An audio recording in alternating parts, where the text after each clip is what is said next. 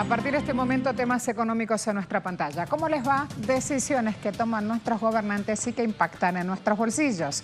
Veamos resultados de una gira por Europa que está haciendo el presidente chileno Sebastián Piñera. Ya vamos a tener la reseña de los hechos, sus declaraciones y lo que ocurría. En la previa a la negociación con el Fondo Monetario Internacional, la moneda de Pakistán se hunde. Expediente económico en este día. Rusia, bye bye al dólar.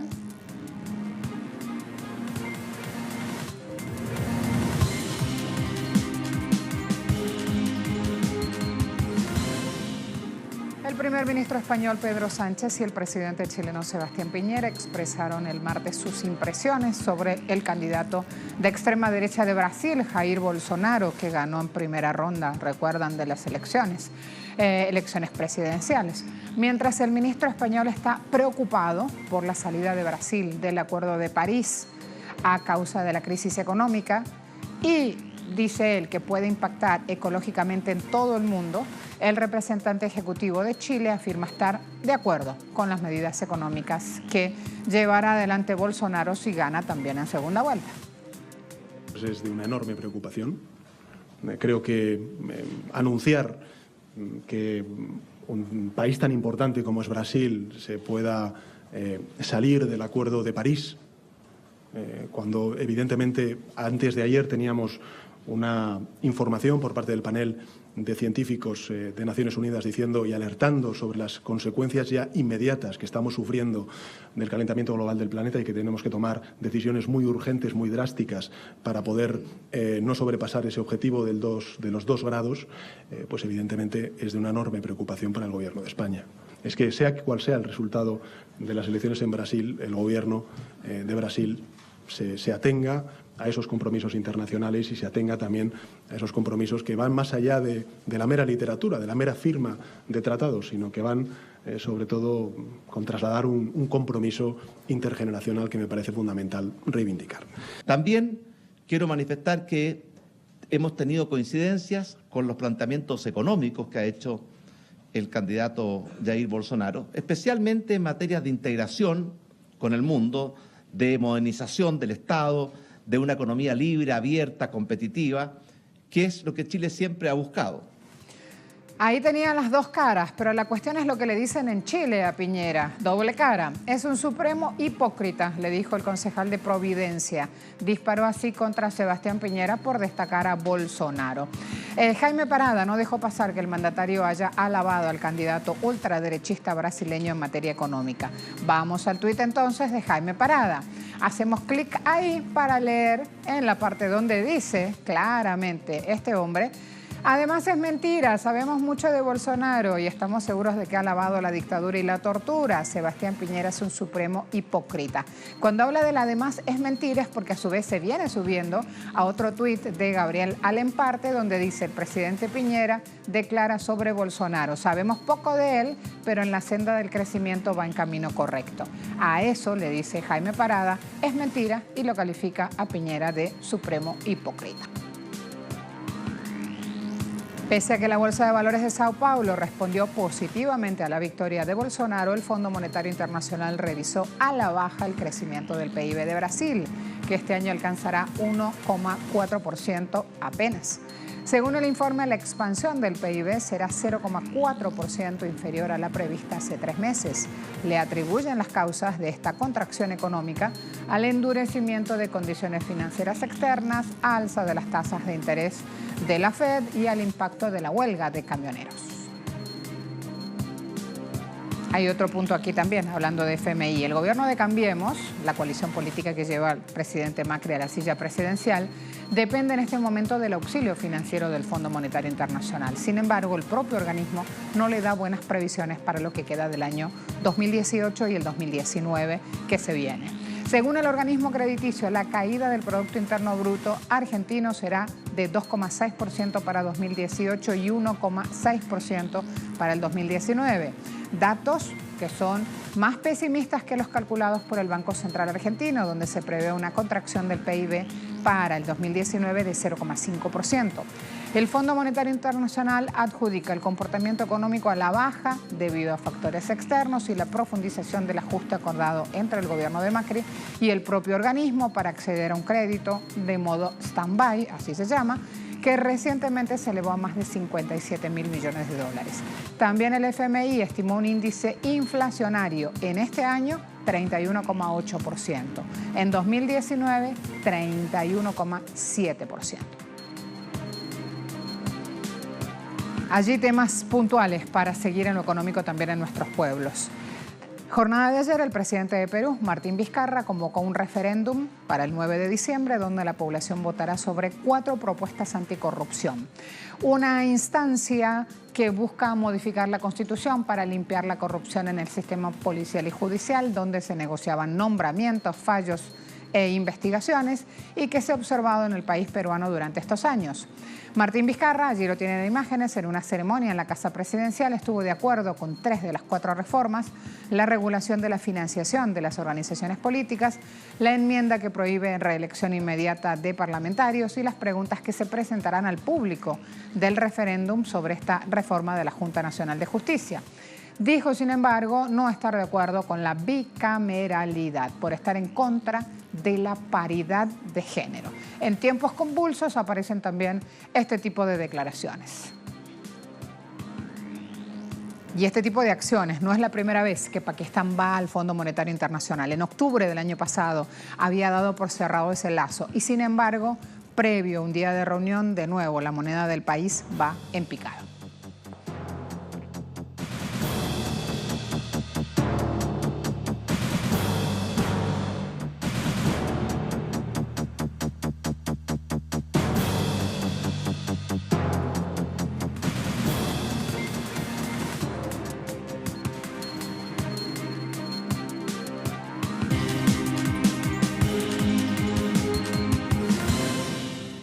Prometió más aranceles a China en represalia. ¿Va a seguir adelante con eso? Oh, claro, absolutamente.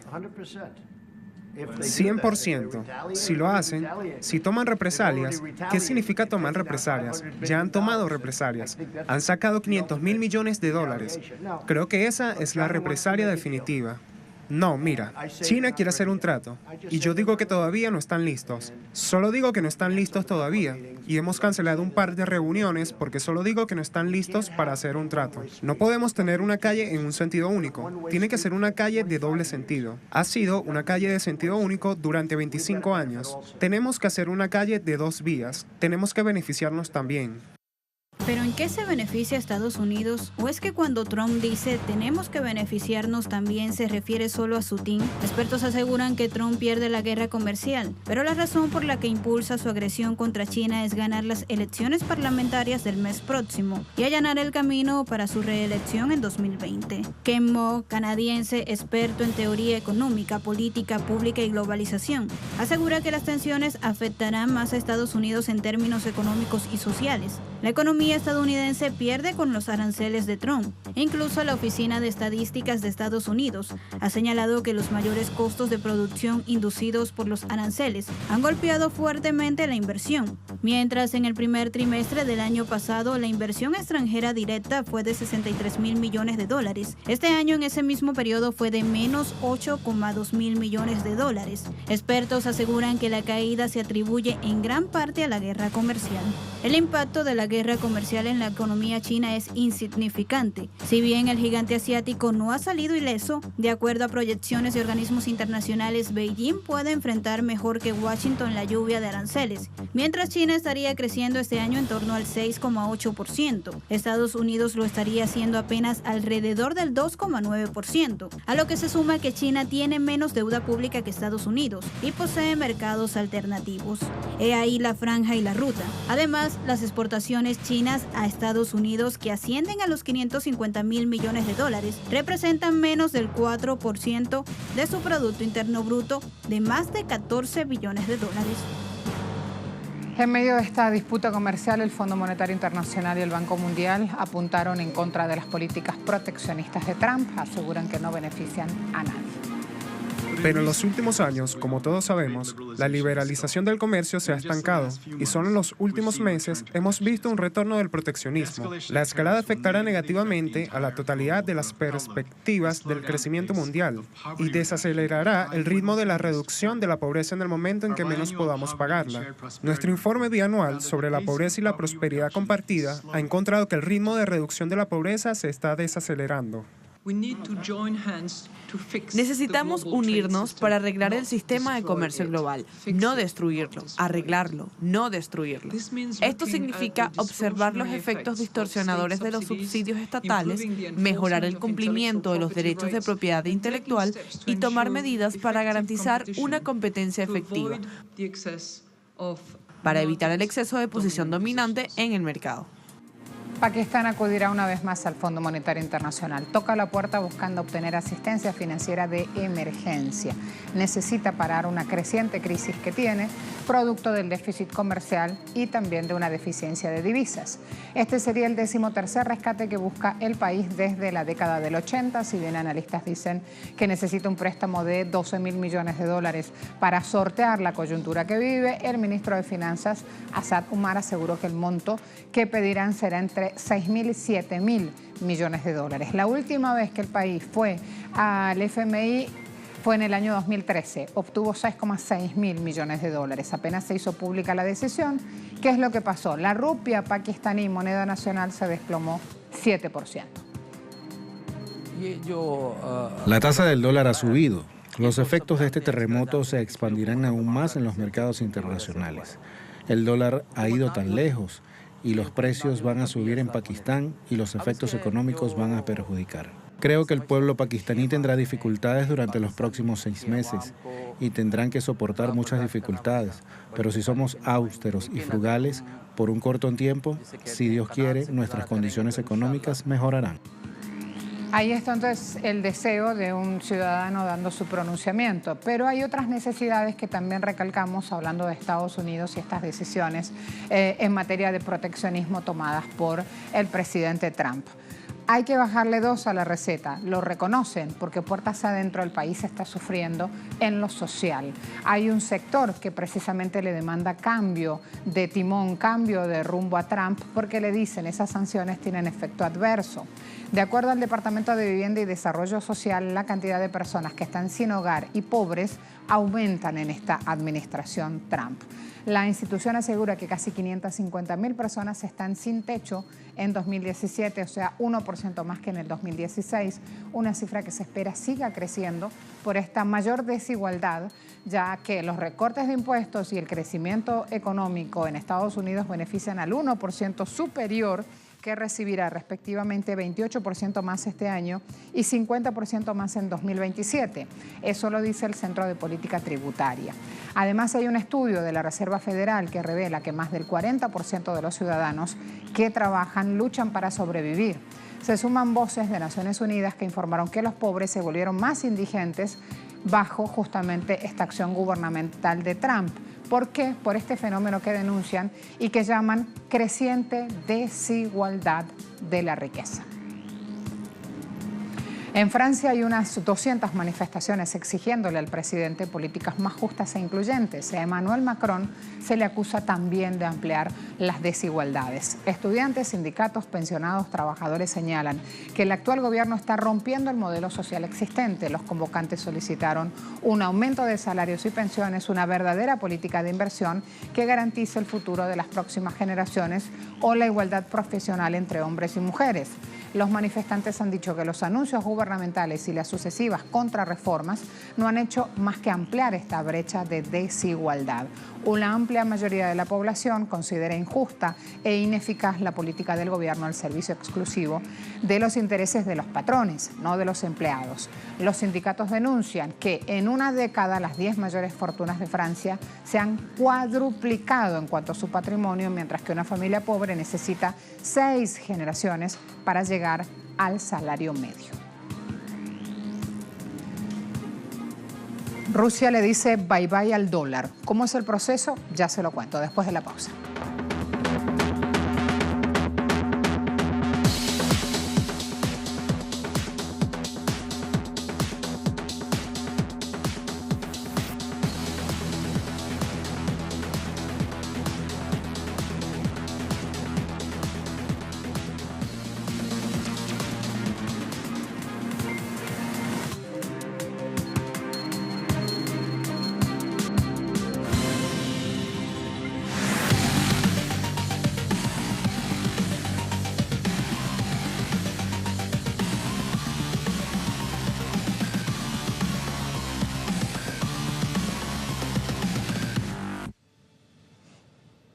Ante la creciente y la constante amenaza de Estados Unidos contra Rusia, el país euroasiático plantea alternativas buscando superar las consecuencias de este posible endurecimiento de sanciones.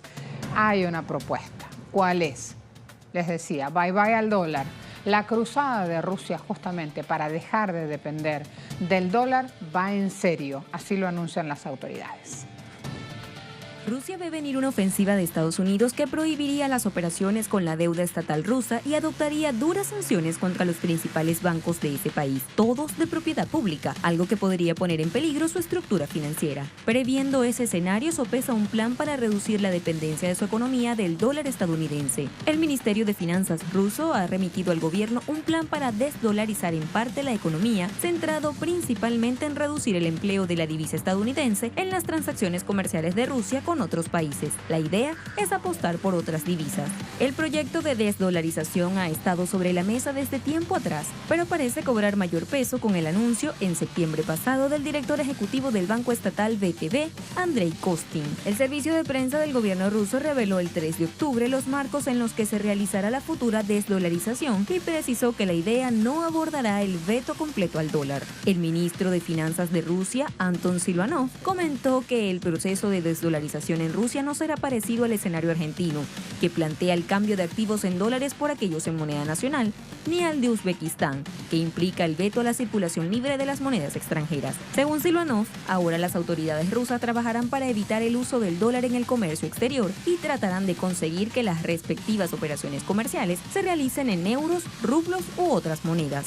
En ese sentido, la idea es convencer a China y otros europaíses de crear cuentas en moneda nacional o común. Actualmente, el dólar se atribuye con el 70% de los ingresos que provienen de las exportaciones y el 37% de pagos por las importaciones. El ministro agregó que las medidas del gobierno ruso no afectarán las cuentas en moneda extranjera de los ciudadanos. Al respecto, expertos aseguran que los bancos rusos tienen entre 13.000 y 14.000 millones de dólares en caja para reaccionar a hipotéticas restricciones a cuentas en esa moneda. Afirman que se trata de un volumen suficiente para cubrir la mitad de todos los depósitos en manos de ciudadanos rusos. Según los datos que maneja el Banco Mundial, el 70% de los acuerdos comerciales se los lleva el billete verde, 20% el euro, el resto se lo reparten las divisas asiáticas, caso yen y yuan. Un escenario que amenaza con cambiar toda vez que la lista de países que quieran bajar su dependencia del dólar es cada vez más grande e incluye a aquellos países que han sufrido o que temen sufrir el extremismo del dólar.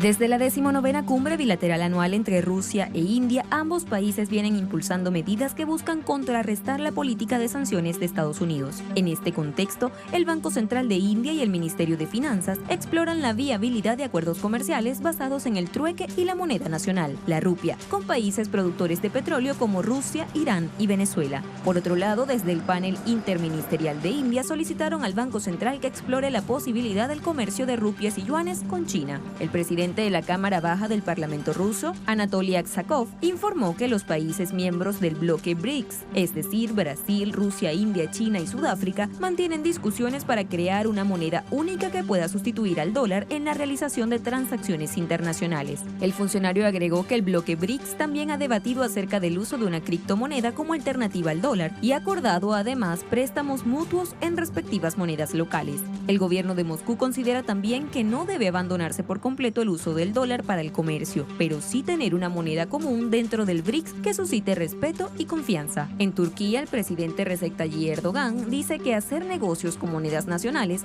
es uno de los mejores métodos para hacer frente a este desafío, refiriéndose a la escalada de sanciones impuestas por Washington. En esa línea, ha declarado estar decidido a usar moneda nacional para hacer negocios con Irán, Rusia y China.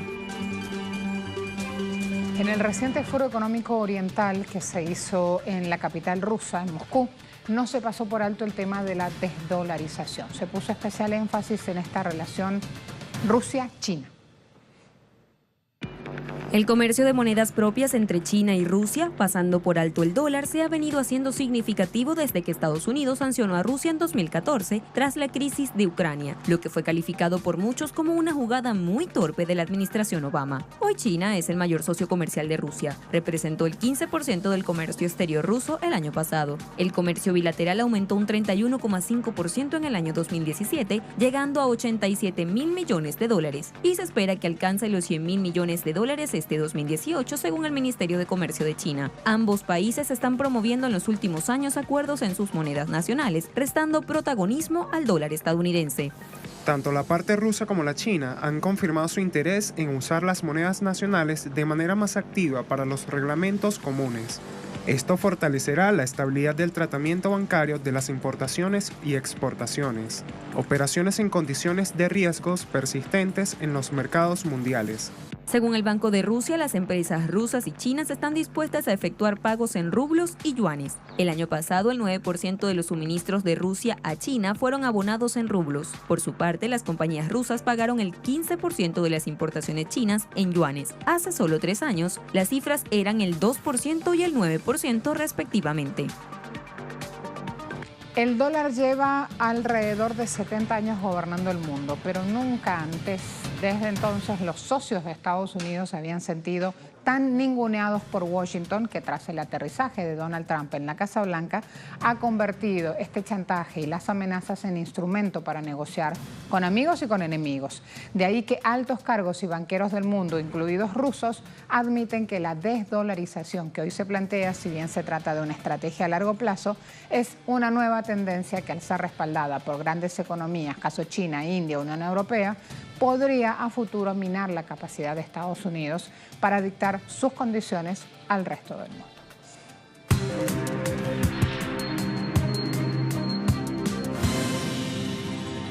Ponemos balancín de inmediato, así nos preparamos a cerrar el programa. Brent, $84,68 el barril está cotizando, WTI 74,65, también en dólares, también el barril. OPEP, $83,17 el barril, tendencia alcista para este último. Gracias a todos.